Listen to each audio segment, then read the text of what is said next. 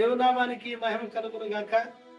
మత్తయి సువార్త 1వ అధ్యాయము 19వ వచనంలో మనం చూస్తే మరియకి ప్రదానం చేయబడిన యోసేపు జీవితాన్ని మనం చూడగలం. అప్పటికే యవన కాలంలోకి వచ్చిన మరియకి, యోసేపుకి మరి తన బంధువులు, తన తల్లిదండ్రులు, తన గ్రామంలో ఉన్న వారు అనేక మంది వారిద్దరికి ప్రదానం చేయగా, యోసేపు ప్రధానమైపోయిన తర్వాత వినకూడని విషయాలంటూ తాను వింటూ వచ్చాడు. అయితే యోసేపు గురించి బైబిల్ ఏం చెప్తుందయ్యా అంటే, వినకూడని సంగతులు తాను వింటున్నా, చూడకూడని సంగతులు తాను చూస్తున్నప్పటికీ కానీ, వింటున్న వాటిని గురించి కానీ, చూస్తున్న వాటిని గురించి కానీ, మాట్లాడుకుంటున్న వాటి గురించి తానెక్కడా కూడా వాటి మీద దృష్టి పెట్టి మరిన్ని విడిచిపెట్టాలని ఆలోచన తనకు లేదు. యోసేపులో గొప్ప మంచి విషయాలు ఏమైనా ఉన్నాయంటే, యోసేపు నీతిమంతుడని బైబిల్ సెలవిస్తా ఉంది. తాను చూస్తున్న వాటిని చూడక, వింటున్న వాటిని పట్టించుకొనక దేవుని నీతి కనుగొన్న యోసేపును మనం చూస్తాం. అదే విధంగా తాను అవమానపరచకూడదు అనుకున్నాడు.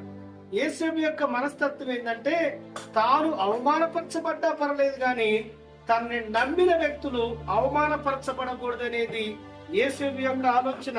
అంత మాత్రమే కాదు, అతను ఈ సంగతుల గురించి ఆలోచించుచున్నాడని బైబిల్ చెప్తూ ఉంది. తానికి నష్టం జరిగినట్టుగా కనపడుతున్న పరిస్థితుల్లో కూడా తాను ఇతరుల గురించి ఆలోచిస్తున్నాడనేది బైబిల్ మనకు నేర్పిస్తున్న పాఠం.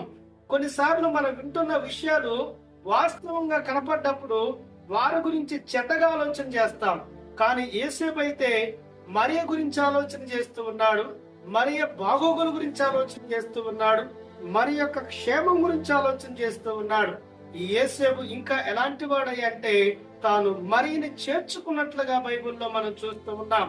పరిస్థితులతో నిమిత్తం లేకుండా, వాతావరణంతో అనగా జరుగుతున్న పరిస్థితుల్లో ఉన్న నిమిత్తం లేకుండా మరియను చేర్చుకున్నాడు. అంత మాత్రమే కాదు, తాను పరిశుద్ధాత్మ యొక్క శక్తిని గ్రహించువాడై ఉన్నాడు. అందుకే గాబ్రియేలు దూత తన దగ్గరికి వర్తమానం తెచ్చినప్పుడు, పరిశుద్ధాత్మ చేత ఆమె గర్భవతి అయినప్పుడు ఆయన దాన్ని గ్రహించాడు. అంత మాత్రమే కాదు, ఇదిగో కన్యక గర్భవతి కుమారుని కనును అని ఈ మాట విన్నప్పుడు తాను ధర్మశాస్త్రాన్ని గుర్తించినట్లుగా యోసేపును మనం చూడగలం.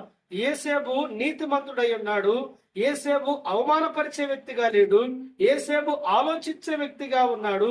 యోసేపు చేర్చుకునే వ్యక్తిగా ఉన్నాడు. యోసేపు లేఖనాలను ఎరిగి ఉన్నవాడై ఉన్నాడు. యోసేపు వాటన్నిటికంటే కూడా యేసు ప్రభు భూమి మీద వచ్చే వరకు మరియను దగ్గర చేర్చుకోలేదు. మరియ దగ్గరికి వెళ్ళనట్లుగా బైబిల్ మనం చూస్తున్నాం.